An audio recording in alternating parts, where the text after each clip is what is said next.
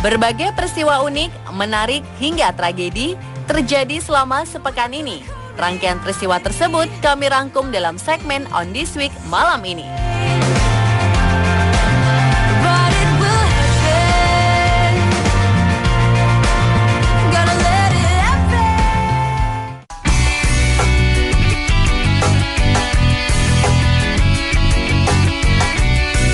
Tak ada yang aneh saat melihat sekilas kucing yang bernama Matilda ini. Tubuhnya sama-sama berbulu bagus, seperti kucing pada umumnya. Tapi jika diperhatikan, ternyata kucing ini memiliki bola mata yang sangat besar, sehingga berbeda dengan kucing pada umumnya. Kucing dengan bulu coklat gradasi hitam ini kini menjadi buah bibir para pengguna situs berbagi foto Instagram. Matilda yang berusia 2 tahun ini menjadi viral karena memiliki mata besar seperti alien. Sang pemilik menuturkan bahwa Matilda menderita kondisi langka yang disebut luksasi lensa, sehingga menyebabkan lensa matanya secara otomatis membesar dan melebar. Bahkan kondisi Matilda tersebut membuatnya mendapat sorotan hingga akun pribadinya bernama @AlienCatMatilda memiliki 40.000 lebih followers. Nampak akun tersebut memperlihatkan kegiatan Matilda sehari-hari. Walaupun dalam kondisi langka, Matilda dinyatakan sehat oleh tim medis. Sang pemilik juga akan sangat menjaga dan menyayangi Matilda walaupun dijuluki sebagai kucing alien.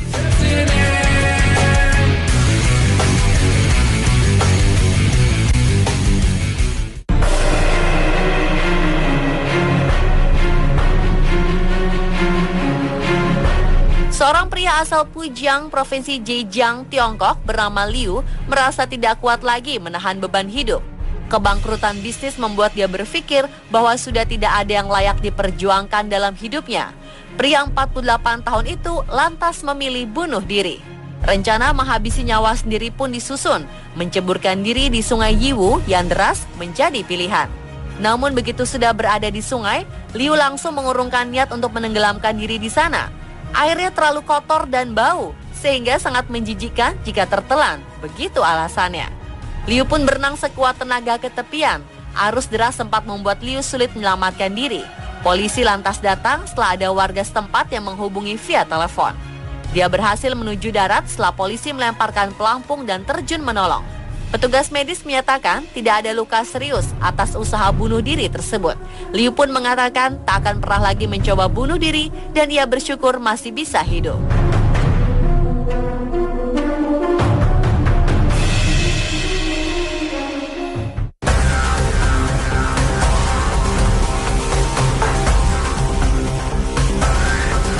Seekor harimau yang kabur dari kebun binatang di Tbilisi, Georgia, ditembak mati setelah menyerang seorang pria hingga tewas.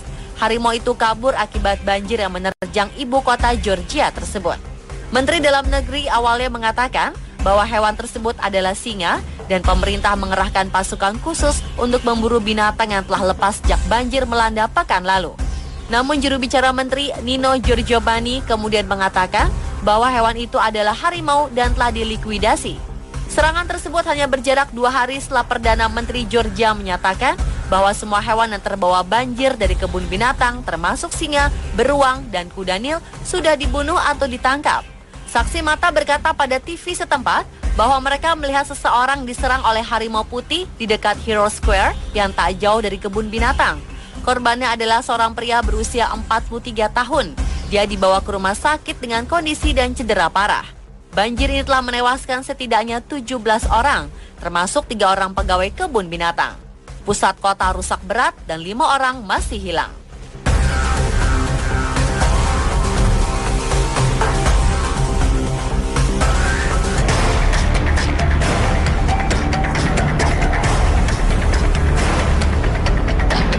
Seorang pria Thailand tiba-tiba diserang seekor gajah saat sedang makan malam di restoran yang berada di tepi pantai di Thailand Timur. Pria berumur 28 tahun itu tewas dalam insiden tersebut, sementara rekan kerjanya mengalami luka-luka. Korban yang merupakan pegawai telekomunikasi itu meninggal setibanya di rumah sakit. Dalam insiden yang terjadi di kota Rayong pada Senin malam kemarin itu, korban tewas akibat luka di dada yang disebabkan oleh gading gajah. Mereka sedang berbincang dengan pawang gajah soal membeli makanan untuk gajah itu. Ketika tiba-tiba, gajah menusuk salah satu pria di bagian dada dengan gadingnya dan menendang pria lainnya. Atas insiden ini, si pawang gajah sempat ditahan dan dikenai sejumlah dakwaan, termasuk melanggar Undang-Undang Keselamatan Hewan akibat kelalaian yang mengakibatkan kematian. Berdasarkan undang-undang tersebut, hukuman maksimal akibat tindakan ini adalah 10 tahun hukuman penjara dan denda 20.000 baht atau sekitar 7,8 juta rupiah. Dalam insiden tersebut, rekan kerja korban mengalami luka-luka cukup serius. Pria berumur 30 tahun itu saat ini masih dirawat di rumah sakit.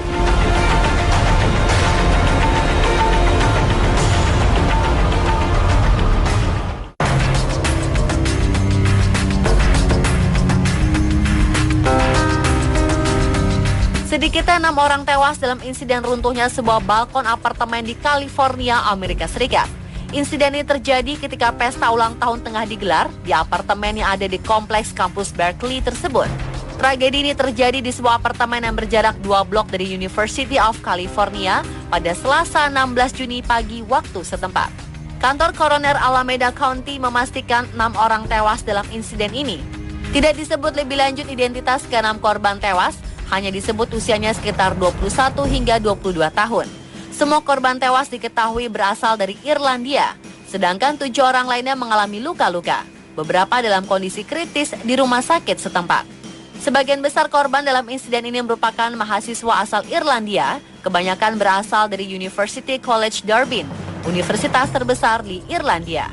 Mereka sedang dalam program visa kerja dan kuliah yang memperbolehkan mereka untuk mengajar sekaligus kuliah atau melakukan penelitian sembari bekerja secara legal di wilayah Amerika Serikat. Sedikitnya ada 13 orang di balkon tersebut saat kejadian. Entah apa penyebabnya, balkon tiba-tiba runtuh ke bawah sesaat setelah polisi menerima pengaduan warga yang mengeluh ada keributan pada dini hari di kompleks tersebut.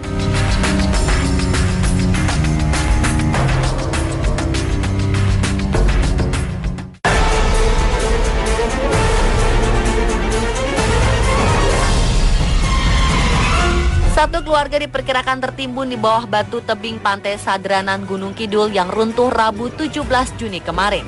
Ada yang melihat satu keluarga berteduh di bawah tebing, lalu mereka tidak kelihatan setelah tebing roboh. Namun demikian, terkait kebenaran itu, pihaknya belum bisa memastikan sebab sampai saat ini belum ada pihak yang melaporkan kehilangan keluarga. Tampak 2 alat berat memecah batu tebing dan mengeruk sisi batu.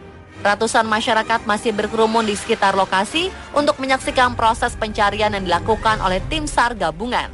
Sampai saat ini, tim telah menemukan 6 korban, 2 orang korban selamat, dan 4 lainnya meninggal dunia.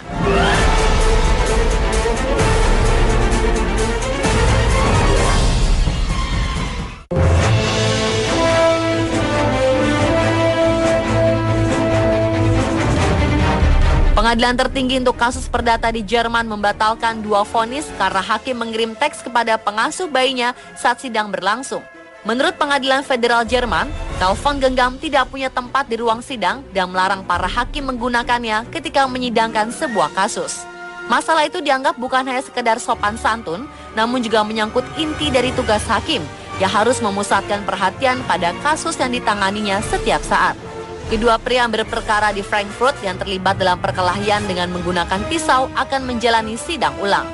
Pengadilan Federal Jerman mengatakan dalam sidang atas keduanya, hakim beberapa kali memeriksa telepon genggamnya dalam rentang waktu 10 menit ketika sidang dan mengirim 2 pesan kepada pengasuh bayinya karena sidang berlangsung lebih lama dari yang direncanakan. Ditambahkan bahwa dalam keadaan darurat, sidang boleh dihentikan untuk sementara dan dilanjutkan kembali dengan perhatian penuh.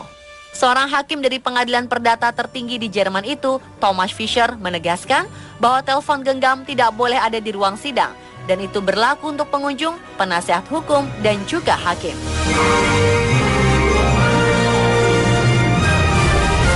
Pemirsa, itulah On This Week versi On The Spot.